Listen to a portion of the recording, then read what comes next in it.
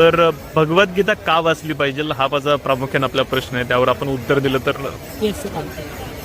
जसं आपण एखादी नवीन कार घेतो किंवा बाईक घेतो ओके किंवा एखादा इलेक्ट्रॉनिक गॅजेट घेतो, ओके त्याच्याबरोबर आपल्याला एक मॅन्युअल आहे आणि त्या मॅन्युअल मध्ये लिहिलेलं असतं ही वस्तू कशी वापरावी, how to Okay. Take care of this, how to use this properly and safely. Okay आणि त्या मॅन्युअलचा जर आपण योग्य वापर केला, वाचन केलं, त्याप्रमाणे वस्तू वापरली तर we get very good service from the item.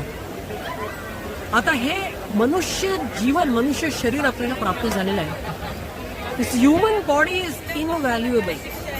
Out of so many millions and millions of species of life हे ह्युमन शरीर जे आहे फक्त मनुष्य जीवनाला परमेश्वराशी नातं जुळवता येतं. बाकी कोणत्याही प्राण्यांना, पक्ष्यांना ही संधी सहजासहजी प्राप्त नाहीये. So Bhagavad Gita is manual of human life.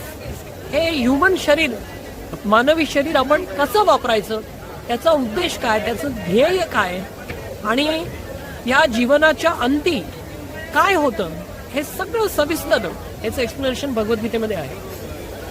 चांगल्या लोकांबरोबर वाईट गोष्टी का घडतात, वाईट लोकांबरोबरच चांगल्या गोष्टी का घडतात, आपण खूप प्रयत्न करतो पण यश प्राप्त होत नाही.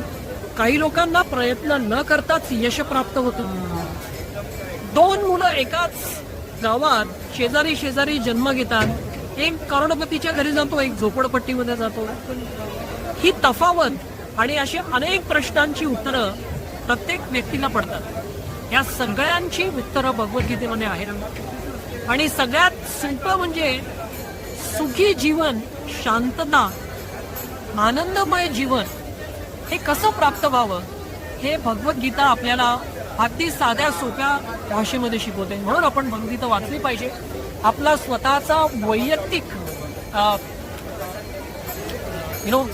डेव्हलपमेंट करण्यासाठी, आपल्या परिवाराची डेव्हलपमेंट करण्यासाठी आणि सगळ्या समाजाची डेव्हलपमेंट करण्यासाठी भगवद्गीता हा ग्रंथ आपल्याला. Thank you so much.